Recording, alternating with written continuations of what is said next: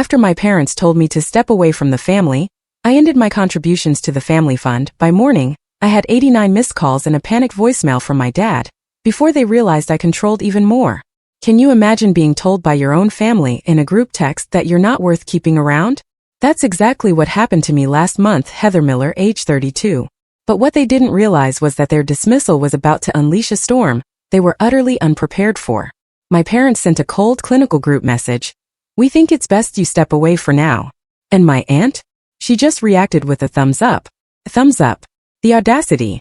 My blood ran cold, but I kept my reply brief to the point. Understood. I'll respect that and step away from the family fund, too. That night, I initiated the withdrawal of my entire contribution. By 2:15 a.m., my phone was buzzing relentlessly. By sunrise, 89 missed calls. My dad left a voicemail, his voice laced with panic. What happened? The bank flagged everything. I just texted back. I'm honoring your decision. Oh, they had no idea what was coming. See, we weren't just any family from Boston. We were the Millers. Our name carried serious weight in financial circles across New England. Miller Financial Advisors, a 3-generation business, was practically a dynasty. My grandfather built it from scratch after the war, and I grew up watching my father, Robert Miller, expand it even further. Our 5-bedroom colonial in Brooklyn was a shrine to success. Expensive art, imported furniture, framed photos of my parents with politicians and celebrities. My mother, Diana, was the perfect corporate wife, sealing multi-million-dollar deals over her famous apple pie at dinner parties. From a young age, I had a knack for numbers that genuinely surprised everyone. While my cousins played with toys, I was devouring my father's stock reports. By age 10, I was asking sophisticated questions about market trends that even he struggled to answer. This created an awkward dynamic, a subtle resentment, that followed me right into adulthood. I graduated top of my class from Wharton, double majoring in finance and economics, but my family still saw me as the little girl who needed guidance. When I joined Miller Financial at 24, my father put me under the supervision of my cousin Jake, who had barely scraped by his business classes at a state college.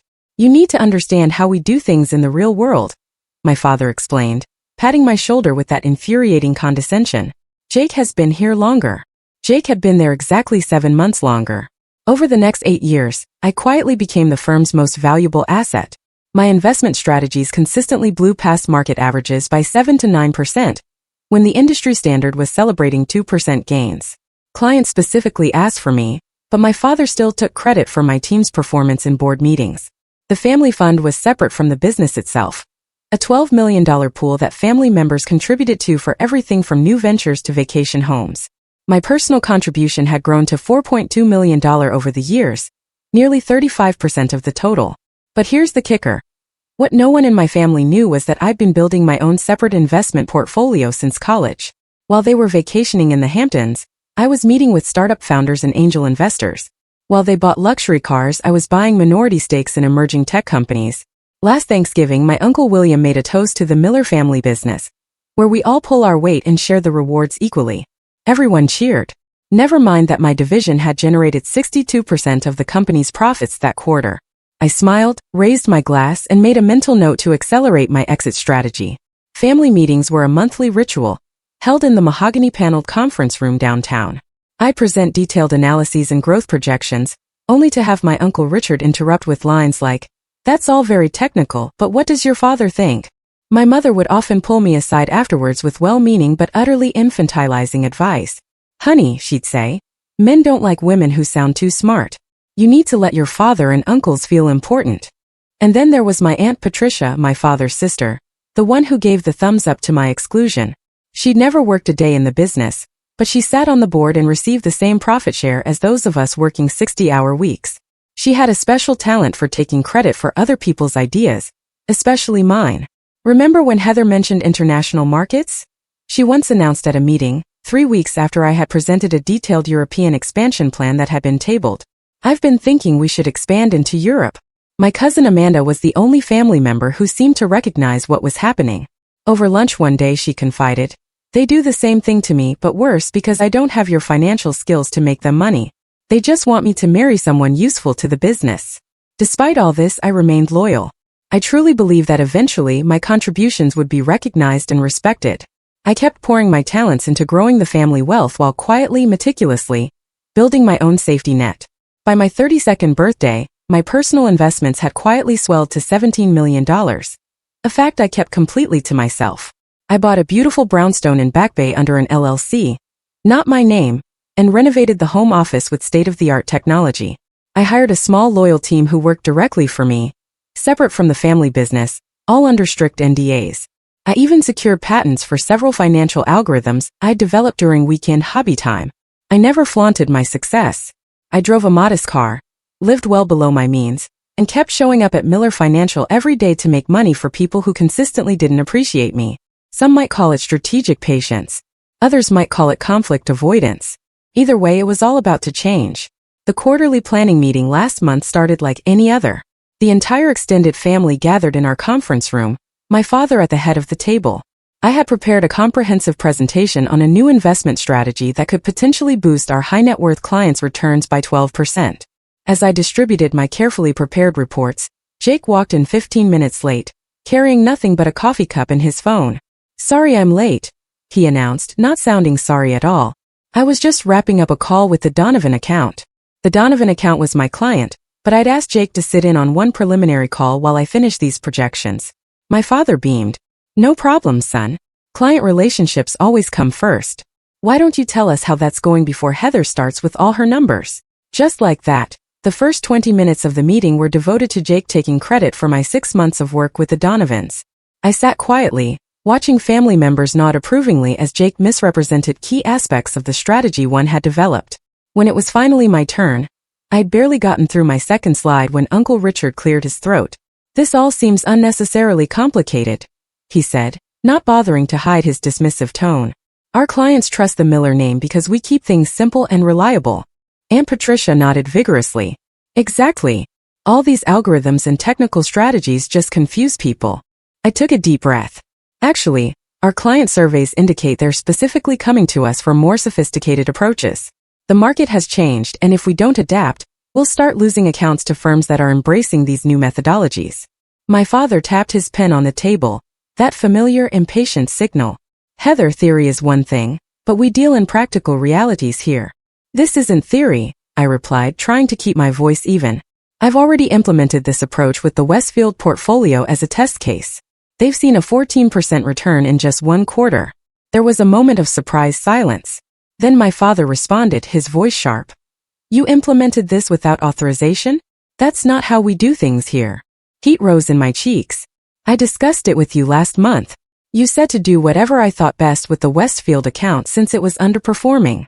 "I certainly didn't authorize a complete strategy overhaul," he countered, though we both knew he'd barely listened during that conversation, distracted by a golf tournament on the office television. Jake, of course, jumped in. "I have a simpler approach we could consider." He had nothing prepared. No slides, no data, not even a notepad. Yet for the next 30 minutes, the family listened attentively as he essentially repackaged ideas I had presented last year, missing the key components that would actually make them work. "Now that's the kind of straightforward thinking clients expect from the Miller name," my father said proudly when Jake finished. "Let's develop Jake's approach for next quarter." After the meeting, I tried to speak with my father privately in his office. "Dad, I'm concerned about the direction we're taking. The strategy Jake proposed has significant gaps that could expose clients to unnecessary risk." My father was checking sports scores on his phone. He barely looked up. "Heather, you're too caught up in the details. This business was built on relationships and instinct, not just numbers and charts. But the numbers and charts are what keep us compliant with regulations and actually growing client wealth," I pointed out. He finally looked up. "You know what your problem is? You've never trusted the family way of doing things. Always thinking your fancy degree makes you smarter than everyone else." I was stunned. "That's not true. I've dedicated my entire career to this family business. And we appreciate that, sweetheart. But sometimes you need to remember that you're still learning how things work in the real world."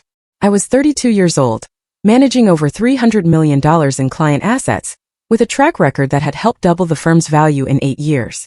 And I was still learning. As I left his office, I overheard my Aunt Patricia talking to my uncle in the break room.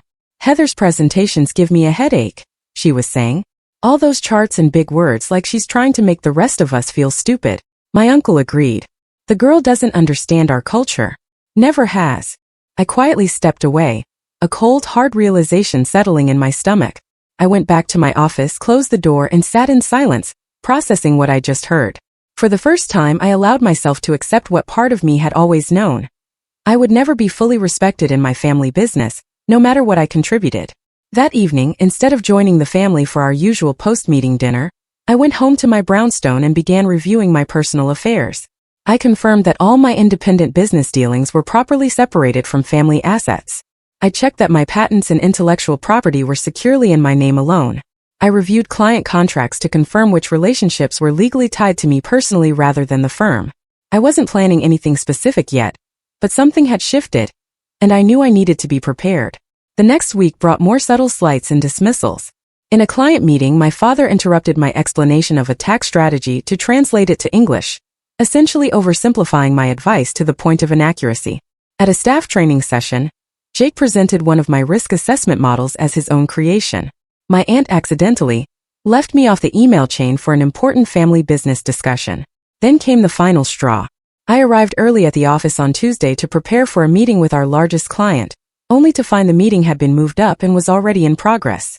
Through the glass walls of the conference room, I could see my father, Jake, and 2 other family members sitting with clients I had worked with for years. I stood frozen in the hallway, watching as they showed the client's presentation slides I had created. As the clients nodded approvingly, my father and Jake exchanged congratulatory glances. Later that day, I discovered they had also scheduled a strategic planning retreat for the following weekend at my uncle's lake house. Everyone in the family leadership team was invited. Everyone except me. That night, I sat in my home office until late, staring at my computer screen but not really seeing it. Years of memories cycled through my mind, all the times my ideas had been dismissed, only to be celebrated when presented by someone else, all the extra hours I'd worked to prove my worth, all the growth I'd created for a family that would never see me as an equal. Enough, I whispered to the empty room. Whatever happened next, I knew I was done being undervalued and overlooked. 3 days later, on Friday afternoon, my phone buzzed with a notification from our family WhatsApp group. My father had created this group 2 years ago for business matters, though it had mostly become a place for golf scores and vacation photos. The message from my father read, "After considerable discussion among the senior family members, we think it would be best if Heather steps away from client management for now. We appreciate her background work, but recent feedback suggests clients respond better to our traditional approach. This isn't permanent, just a chance to realign with the Miller way of doing things." I stared at the screen, watching as responses started coming in. My Uncle Richard. Completely agree. Smart move. Aunt Patricia. Indeed. Cousin Jake. Happy to take over her accounts in the transition. My mother. We only want what's best for everyone. 2 other cousins added their own affirmative responses. No one objected. No one even asked what client feedback they were referring to, which was telling since I managed our client satisfaction surveys and knew our numbers were excellent. I felt an odd sense of calm as I watched this unfold. After years of trying to prove my worth, after all the revenue I had generated, after all the growth I had created for them, this was what it came down to. A group text removing me from my role without even the courtesy of a phone call. I waited exactly 17 minutes before responding, during which time several more supportive messages appeared from various family members, including some who had previously claimed to be on my side during office disagreements. Finally, I typed, "Understood. I'll respect that decision and step away from the family fund, too. Wishing everyone continued success." Short, professional, and containing a bombshell they didn't yet understand. I put my phone on silent and placed it face down on my desk. Then I opened my laptop and logged into the banking portal for our family fund. As a major contributor and one of the fund administrators, I had full access. The process was surprisingly simple. A few clicks to initiate the withdrawal of my entire contribution, for $0.2 million, plus the accurate portion of growth attributable to my investments within the fund, which added another $1.7 million. The system asked if I was sure. Oh, I was sure. I then sent a formal email to our family attorney, documenting my withdrawal from the fund, citing the section of our family agreement that allowed major contributors to exit with proper notice. I blind copied myself on a separate email account for records. The family fund had always operated with a liquidity requirement, keeping at least 50% of assets in easily accessible accounts for quick deployment. This meant my withdrawal wouldn't bounce due to insufficient liquid assets, but it would immediately and dramatically alter the fund structure and capacity. Our banking alerts were set to notify all administrators of any transaction over $50,000. I was counting on the fact that most family members enjoying their Friday evening wouldn't check those notifications until much later. With that done, I sent another email to my private team, informing them of upcoming changes and setting a meeting for Monday morning. I then went to my home safe and retrieved all the key documents I had carefully organized over the years: copies of patents, client contracts with my personal service clauses, documentation of my independent business entities, and evidence of which investment strategies were legally mine rather than the firm's. I made myself a cup of tea and sat in my living room, looking out at the Boston skyline as dusk settled over the city. Part of me felt a twinge of sadness at the bridge I was burning. These were, after all, the people I had grown up with, worked alongside, and tried to please my entire life. But a stronger part of me felt something else: liberation. The constant need to prove myself, to swallow slights, to watch less qualified people take credit for my work. It was over. Whatever happened next, I would no longer be the overlooked daughter trying to earn a seat at a table that had been designed to exclude me. My phone started buzzing around 7:03 p.m. I glanced at it once, seeing several WhatsApp notifications and texts from various family members, but I didn't read them. Instead, I turned on a movie I'd been wanting to watch, ordered my favorite takeout, and gave myself permission to enjoy my Friday evening. At exactly 10:47 p.m., my phone rang with my father's specific ringtone. I let it go to voicemail. He called again immediately. And again. On the fourth call, I turned my phone off completely. I slept surprisingly well that night. When I turned my phone back on at 7 a.m. Saturday morning, I had to wait several minutes for all the notifications to finish loading. 64 missed calls, 127 text messages, 43 WhatsApp messages, 17 voicemails. I made myself coffee before listening to any of them. The first voicemail from 10:48 p.m. Heather, it's Dad. Call me immediately about this fund transfer. There must be some mistake. The second from 11:10 p.m. Heather, this is completely unacceptable. Whatever point you're trying to make, this isn't the way. Call me back now. The messages grew increasingly urgent through the night. By the 2:15 a.m. voicemail, my father's voice had lost its anger and held naked panic. What happened? The bank has flagged everything. The fund is completely frozen due to suspicious activity. You need to call me back right now. The most recent one, from 6:30 a.m., was different. My father's voice was quieter, with a tone I'd rarely heard from him. Uncertainty. Heather, I don't understand what's happening. Whatever we did to upset you, this seems extreme. The entire family fund is locked down. The bank needs your verification to unfreeze the account since you initiated the transaction. Please call me back. Please. I finished my coffee, took a shower, and dressed in my favorite outfit, a well-tailored blue suit that always gave me confidence. Only then did I send a single text message to my father. I'm honoring your decision. You asked me to step away and I have.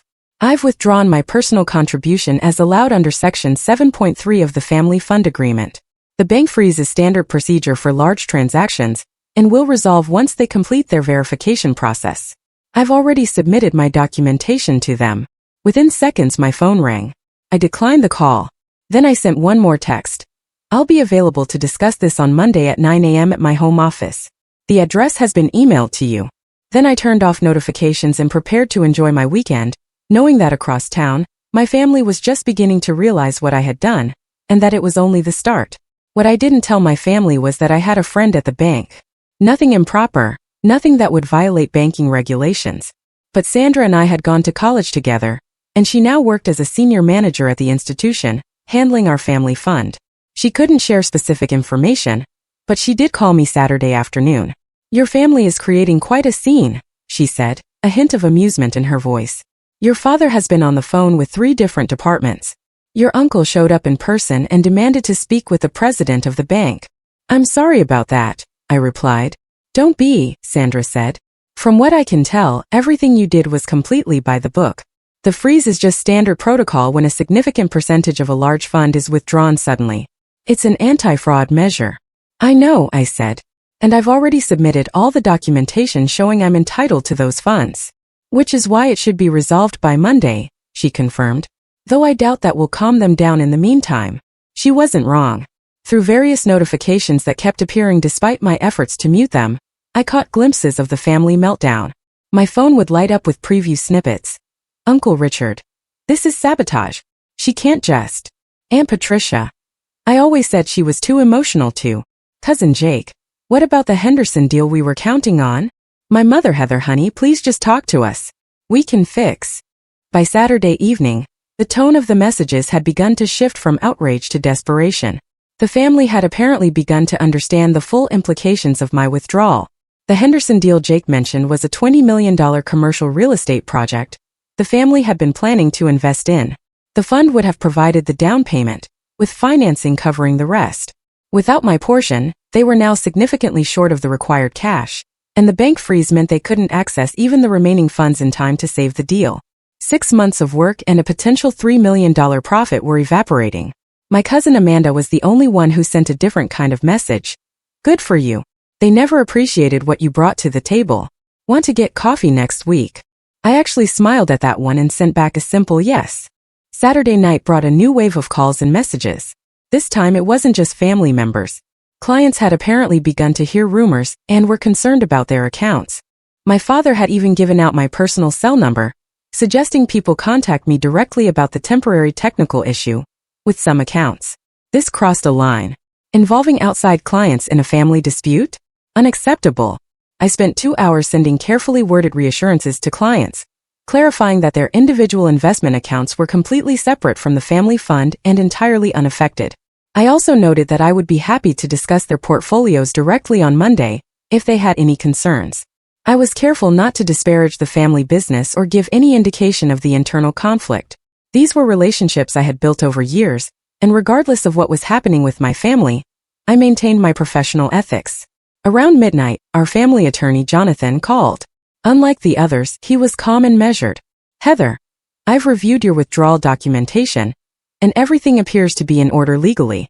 However, the timing and manner of this action have created significant challenges for the family operations. I understand that, I replied. But as you've confirmed, I've acted within my rights. He paused. Your father has asked me to propose an immediate restoration of the funds with a renegotiated leadership role for you within the company. I appreciate the offer, I said, but I'm not making any decisions right now. I'm happy to discuss options on Monday morning. Another pause. He's also mentioned the possibility of legal action regarding intellectual property and client relationships. Now it was my turn to pause. This was a weak threat and Jonathan knew it. All of my patents and proprietary strategies are registered in my name personally, not the company's. As for client relationships, I'm sure you've reviewed the contracts and noticed the personal service clauses in many of them. But again, I'm happy to discuss all of this on Monday. He sighed. I'll relay your position. For what it's worth, I've advised against any legal posturing. It wouldn't serve anyone's interests. I agree, I said. Good night, Jonathan. By Sunday morning, the family strategy had shifted again. Now came the emotional appeals. My mother left a tearful voicemail about family loyalty and how my grandfather would be disappointed. My Aunt Patricia, who had given the thumbs up to push me out, now sent a long message about how she had always admired my business acumen and felt we needed to support each other as women in finance. Uncle Richard tried a different approach, sending a gruff text suggesting I was overreacting to standard business restructuring and needed to get over my hurt feelings for the good of the family. I prepared for Monday's meeting, meticulously organizing all my documentation and planning my talking points. I wasn't interested in revenge or drama. I simply wanted recognition of my value and respect for my contributions. Sunday night, my home security system alerted me to someone at my door. Through the camera, I saw my father standing there, looking uncharacteristically disheveled. His normally perfectly pressed shirt was wrinkled, and he seemed to have aged years in 2 days. I considered not answering, sticking to my Monday morning timeline, but something in his defeated posture moved me. I opened the door but didn't invite him in. Heather, he said, his voice strained. The Henderson deal falls through tomorrow at 9 a.m. if we don't have the funds. It's $3 million down the drain. I looked at him steadily. That sounds like a business problem that needs a business solution. What does that mean? He asked. It means I'm willing to help if we're talking business, not family emotions. 9 a.m. tomorrow at my home office as arranged. Bring whoever you want from the family leadership. He looked like he wanted to say more, to push for an immediate resolution, but something in my expression must have told him it would be useless. 9 a.m., he confirmed, then turned and walked back to his car. I closed the door and leaned against it, taking a deep breath. For perhaps the first time in my professional life, my father had come to me in need, rather than the other way around. Tomorrow would be a new kind of family meeting, one where I set the terms. I slept fitfully that night, waking several times to check the security system. Part of me worried that more family members might show up, but the house remained quiet. By 6 a.m. I was up and preparing. I set up my dining room as a conference space, with copies of relevant documents at each seat. I made coffee and arranged a tray of pastries, a professional touch that also gave me something normal to focus on. At 8:50, my security system alerted me again. They were early. Through the camera I saw not just my father, but also Uncle Richard, Aunt Patricia, Cousin Jake, and our attorney Jonathan. The family had brought their full leadership contingent. Good. I was ready for all of them. At precisely 8:59, I opened my front door. My father stood at the front of the group, with the others arranged behind him like some sort of family business army. Their expressions ranged from my father's tense determination to Jake's poorly concealed hostility to Aunt Patricia's sudden attempt at warmth. "Come in," I said simply, stepping aside. They filed into my home, some of them looking around with obvious surprise at my tastefully appointed brownstone. I had never invited family to my personal space before, and I could see them reassessing things as they noted the original artwork and high-end furnishings. "The dining room is set up for our meeting," I directed, leading them through the hallway as they took seats around my table. I remained standing at the head, a position my father typically occupied in family meetings. He noticed this immediately but said nothing as he took a chair to my right. "Coffee," I offered, maintaining a professional demeanor. A few mumbled acceptances, and I calmly poured cups before taking my place at the head of the table. The silence stretched for a moment before my father cleared his throat. "Heather, we're here to resolve this situation quickly. The Henderson deal." I raised my hand, cutting him off, a gesture he had used countless times on me. "Before we discuss any specific deals, we need to address the larger situation. I've withdrawn my contribution from the family fund, as is my right. The bank has confirmed the transaction is proper, and the freeze should be lifted by noon today." "This is ridiculous," Uncle Richard burst out. "You're holding the family hostage over what? A bruised ego because we suggested you take a different role?" I turned to him with a calm I didn't entirely feel. "This isn't about ego, Uncle Richard. This is about value and respect. For 8 years, I've generated consistent returns above market average. My division has brought in 62% of company profits. My client satisfaction ratings are the highest in the firm.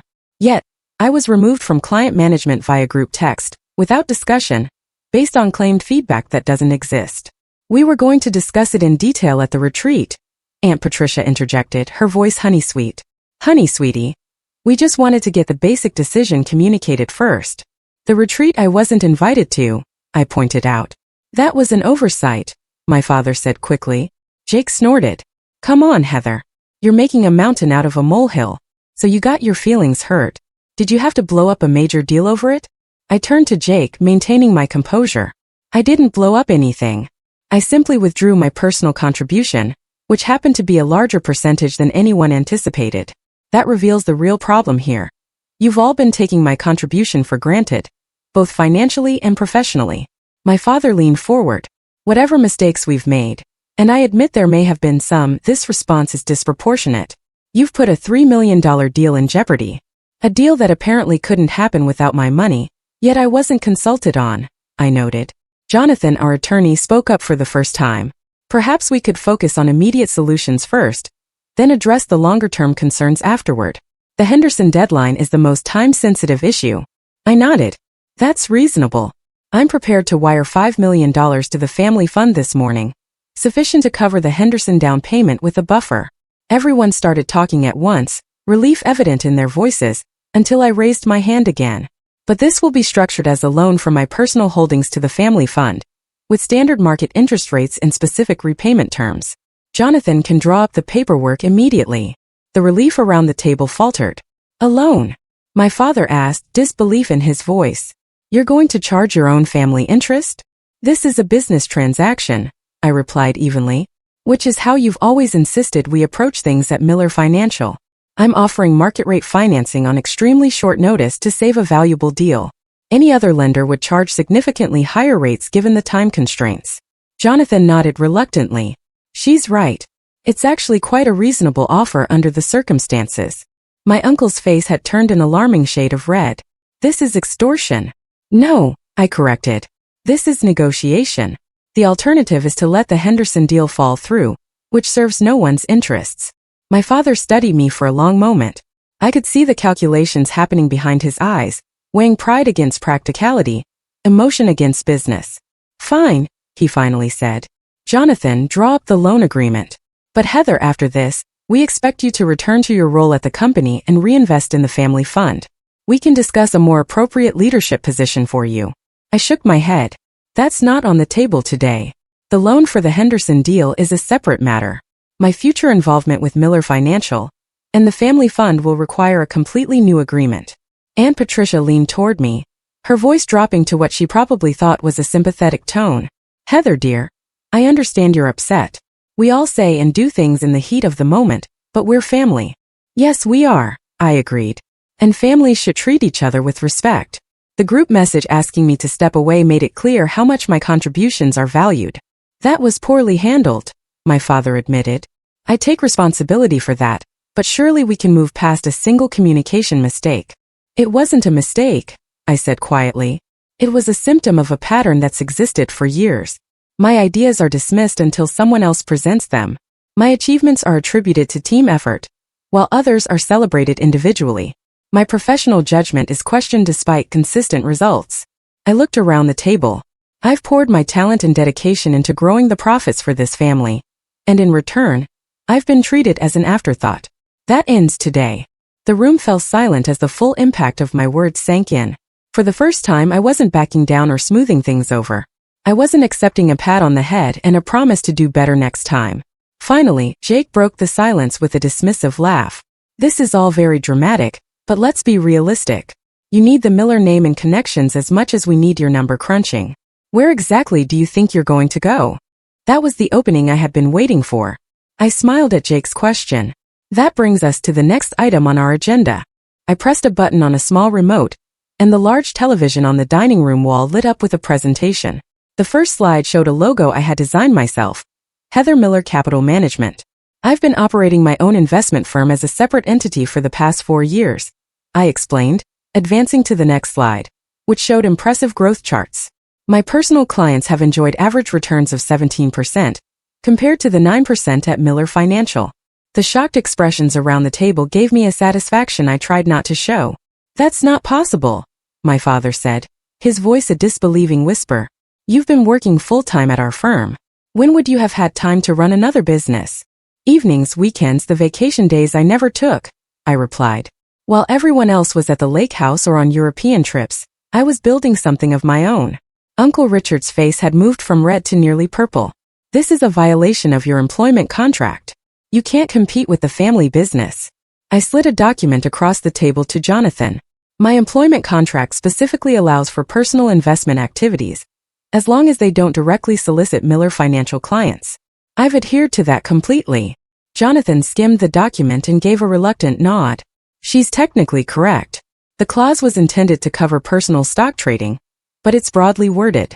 I advanced to the next slide showing a list of patents. I also hold 7 patents for financial algorithms and trading systems, all registered to me personally, not Miller Financial. Those were developed while you worked for us, my father argued, though uncertainty had crept into his voice. They were developed on my own time using my own resources, I corrected. I've maintained meticulous documentation to establish that the patents are legally mine. The next slide showed a client list, a modest but impressive collection of names, none of whom were current Miller Financial clients. I've built relationships with 27 high-net-worth clients, completely separate from our family business, I continued. Their combined assets under my management total just over $400 million. Jake let out a low whistle despite himself. Furthermore, I said, moving to another slide, 17 current Miller Financial clients have personal service agreements with me specifically. I handed copies of these contracts to Jonathan. These agreements include clauses stating that if I leave the firm, they have the option to transfer their accounts to follow me. Jonathan reviewed the documents with growing concern. These are standard personal service provisions. Many high-end clients insist on them to ensure continuity with their preferred advisor. My father looked stricken. How many of our clients have these agreements? Clients representing approximately $230 million in assets, I replied evenly. The room fell silent again as everyone processed the implications. Not only had I built a successful separate business, but I could potentially take a significant portion of Miller Financial's client base with me if I left. When did you plan all this? my aunt asked, her false warmth completely gone now. I didn't plan it as a strategy against the family, I said honestly. I started building my separate business because I realized years ago that no matter what I contributed, I would never be fully respected at Miller Financial. It was self-preservation, not sabotage. I advanced to one final slide, showing a comparison between Miller Financial's performance and my own firm's results over the past 4 years. The difference was stark. I'm not sharing this to hurt anyone, I said, softening my tone slightly. I'm sharing it to demonstrate that I've earned the right to be taken seriously. I'm not asking for special treatment. I'm asking for the recognition my results deserve. My father stared at the screen, then back at me. For the first time in my professional life, I saw something new in his eyes. Respect, tinged with regret. What do you want, Heather? He asked quietly. First, we complete the loan agreement for the Henderson deal to address the immediate need, I replied. Second, I take a 1-month leave of absence from Miller Financial to give everyone time to consider next steps. Third, we reconvene in 30 days to discuss either my return under new terms or my formal departure, and the transition of my clients. I looked around the table. Those are my non-negotiable terms. Jonathan spoke up. From a legal perspective, these are reasonable requests given the circumstances. I would advise accepting them. Uncle Richard looked like he wanted to argue further, but my father raised a hand to silence him, a gesture I had seen countless times in family meetings, but never directed at one of them. Jonathan will draw up the loan agreement immediately, and will formalize your leave of absence today. Jake started to protest, but my father cut him off. Enough, Jake. The situation has changed, and we need to adapt. As Jonathan began drafting the loan document on his laptop, an uncomfortable silence fell over the room. I could see various family members processing the new reality, a reality where I held significant power they hadn't known existed. Aunt Patricia, ever the political weather vane, was the first to adjust her approach. Heather, I've always said you were the most talented financial mind in the family. I look forward to seeing what role you might take when you return. The insincerity was almost comical, but I simply nodded politely. Within an hour, the loan agreement was finalized. I signed the document, and the transfer was initiated immediately. The Henderson deal would proceed, saving the family from an embarrassing and costly failure. As everyone prepared to leave, my father lingered behind. When we were alone, he looked around my home with new eyes, taking in the success I had built independently. I underestimated you, he said finally.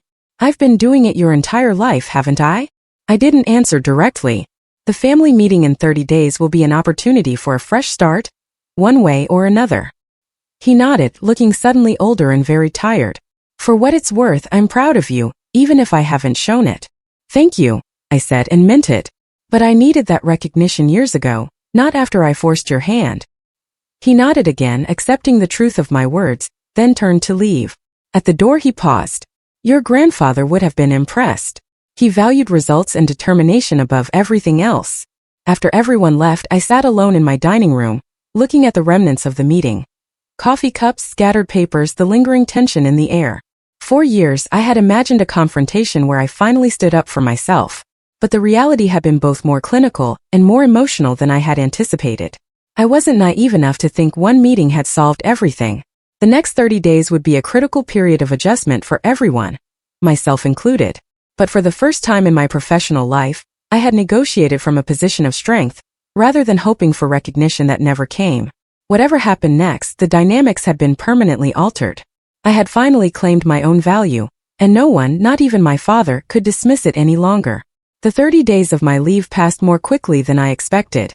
I focused on my independent business, working with my small team to prepare for any outcome of the upcoming family meeting. If we needed to absorb transferred clients from Miller Financial, we had systems in place. If we were to create some new hybrid arrangement with the family business, we had proposals ready. I also took time for myself, hiking in the White Mountains on weekends, having dinners with non-family friends, and even dating a bit, something I had neglected while building my parallel career. There was a lightness to my days that had been missing for years. The weight of constantly seeking approval lifted from my shoulders. My cousin Amanda and I met for coffee several times. Away from the toxic family dynamics, she shared her own frustrations and aspirations. She had an architectural degree she'd never been allowed to use, as the family had pushed her into the marketing department at Miller Financial. Watching you stand up to them gave me courage, she told me during one of our conversations. I've started interviewing with design firms.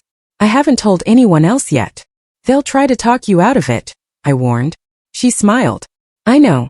But I've seen what's possible now. I received occasional updates from Jonathan about the family business. The loan had saved the Henderson deal, which was proceeding smoothly. My father had even implemented some of my proposed strategies with positive early results.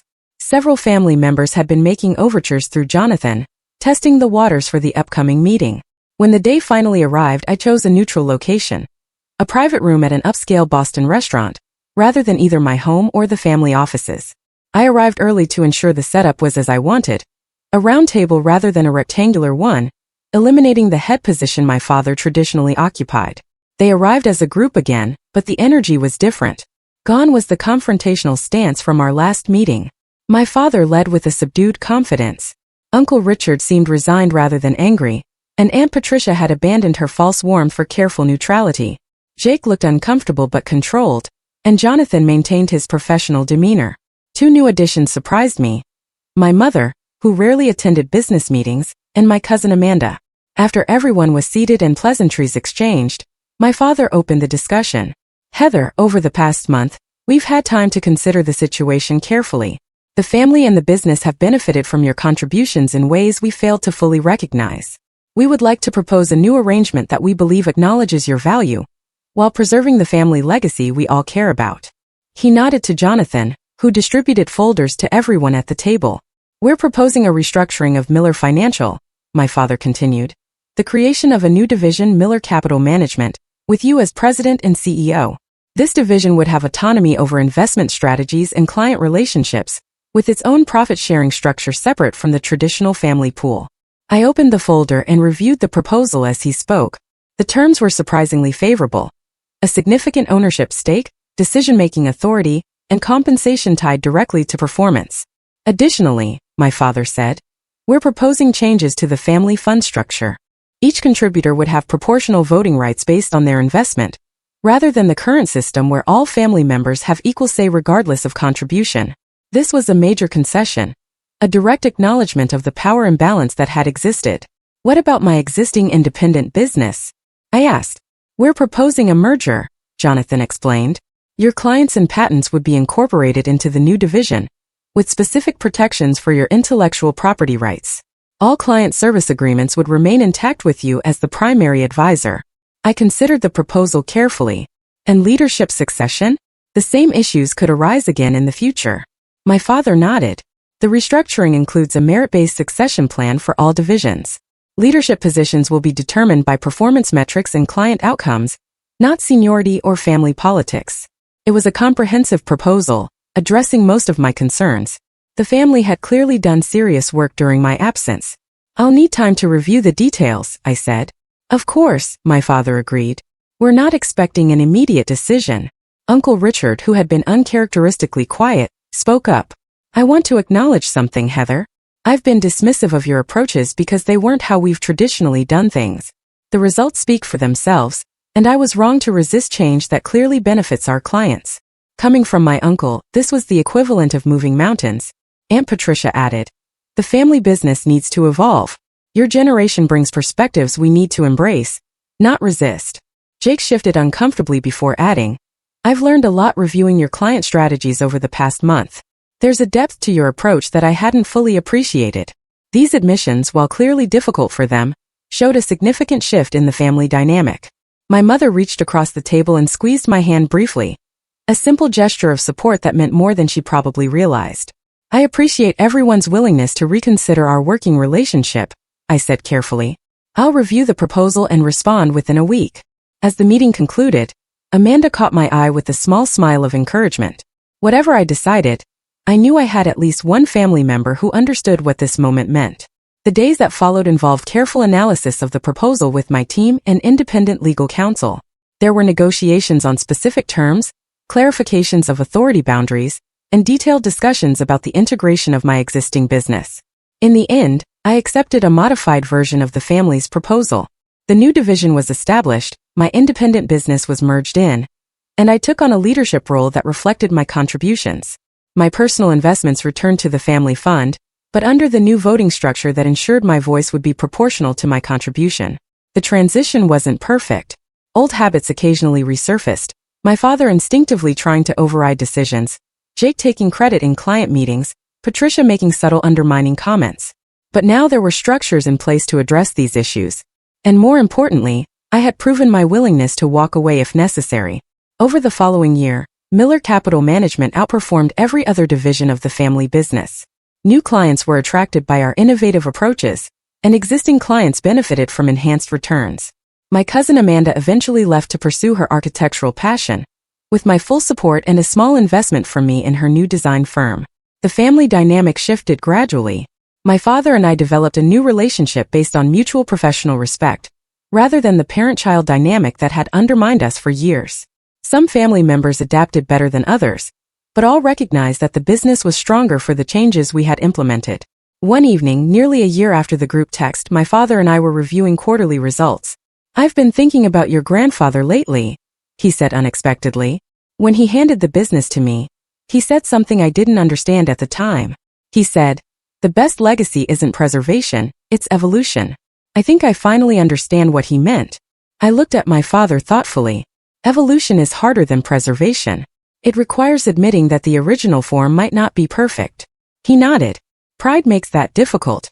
I was so focused on maintaining what he built that I resisted changes that would have made it better. He smiled slightly, even when those changes came from the person most committed to its success. "It's never too late to evolve," I said. The journey from being undervalued to being respected hadn't come easily. It had required me to build leverage, to be willing to walk away, and ultimately to force a confrontation I would have preferred to avoid. But the outcome wasn't just better for me. It was better for the entire family and the business we had all dedicated ourselves to. The most valuable lesson wasn't about finance or business strategy. It was simpler and more universal. Respect isn't given freely. It must sometimes be claimed. Worth isn't determined by others' recognition of it, but by your own knowledge of your value and your willingness to stand firm in that knowledge. Have you ever had to take a dramatic stand to make people recognize your value? I'd love to hear your stories in the comments below. Thanks for watching. Take care.